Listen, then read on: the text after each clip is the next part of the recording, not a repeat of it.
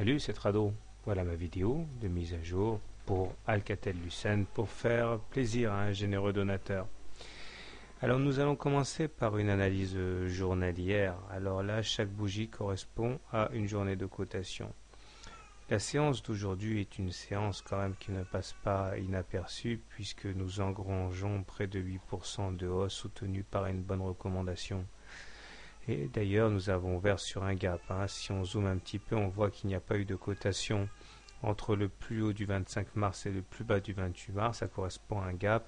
Et selon la théorie classique, il n'est pas rare de venir refermer les gaps. Du moins, ça arrive plus souvent que le contraire. Toujours est-il que dans l'immédiat, nous avons une séance de très belle facture puisque nous parvenons à clôturer au-dessus de la Bollinger supérieure. Les clôtures au-dessus des Bollinger supérieures ou en dessous des Bollinger inférieures sont rares et généralement elles s'accompagnent d'une augmentation de volatilité. Cependant, tout n'est pas rose. Les premiers obstacles qui se présentent sont, pour commencer, donc la résistance horizontale à 4,12 euros ici.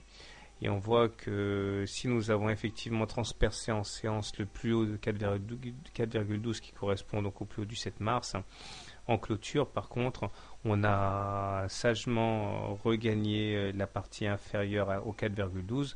Donc même si on a fait un plus haut en séance, on n'a pas fait un plus haut en clôture.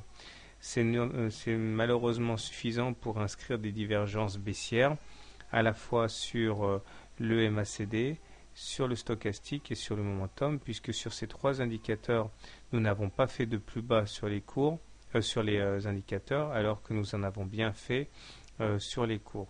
Donc clairement, triple divergence baissière. Alors ça, c'est une alerte. C'est pas suffisant pour commencer à shorter, vendre à découvert sauvagement la valeur, mais il faut garder ça à l'esprit avant de commencer à acheter à tout va.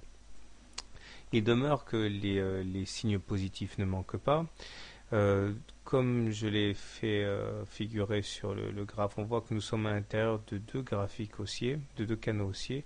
Canal haussier orange ici, dont les rotations sont évidentes. Si on devait finir la rotation, on irait chercher donc les 4,6 par là. Mais également, on est à l'intérieur d'un canal haussier bleu à pente plus modeste, qui, ce canal bleu, invite les cours à aller chercher les 4,3. Il faudra bien sûr, avant tout, s'affranchir des 4,12 euros ici. Sinon, pour ce qui est de mon indicateur de tendance privilégié, à savoir la situation par rapport à la M20, il n'y a pas de doute possible. On est en tendance haussière puisque nous sommes au-dessus d'une moyenne mobile à 20 séances, elle-même haussière. Donc, sur cette unité de temps, il n'y a pas de doute, on est bien en tendance très positive. Alors, si vous voulez acheter Alcatel-Lucent, deux solutions. Solution agressive, vous achetez dès maintenant pour aller viser le haut du canal bleu, le haut du canal orange. Si vous êtes plus prudent, vous attendrez plutôt un retour sur la M20 pour acheter un achat sur repli, clairement. Si vous n'aimez pas la valeur et que vous voulez la vendre à découvert, eh bien vous pouvez rentrer short sur le prochain contact des 4,12 puisque visiblement il s'agit d'une résistance qui est difficile à passer à la hausse. Voilà. Un petit détour du côté de l'hebdo rapidement. Alors en hebdo, on est aussi en tendance fortement haussière, mais on retrouve les mêmes travers, à savoir on a inscrit un plus haut cette semaine, mais qu'on ne retrouve pas la semaine du 7 mars. Donc on retrouve notre divergence baissière sur le stochastique et sur le momentum. Nous sommes également partis ici pour aller tester à nouveau la résistance des 4,3, ici qui correspond au plus haut du 25 août 2008, c'est pas rien. Et de manière générale, si on retient les Fibonacci comme cadre d'analyse, à savoir si on essaie de voir où on en est par rapport à la grande baisse qui a commencé le 25 juin jusqu'au 16 mars 2009, on voit que nous sommes en train de consolider vers les 38,2% de Fibonacci. Et tant qu'on n'aura pas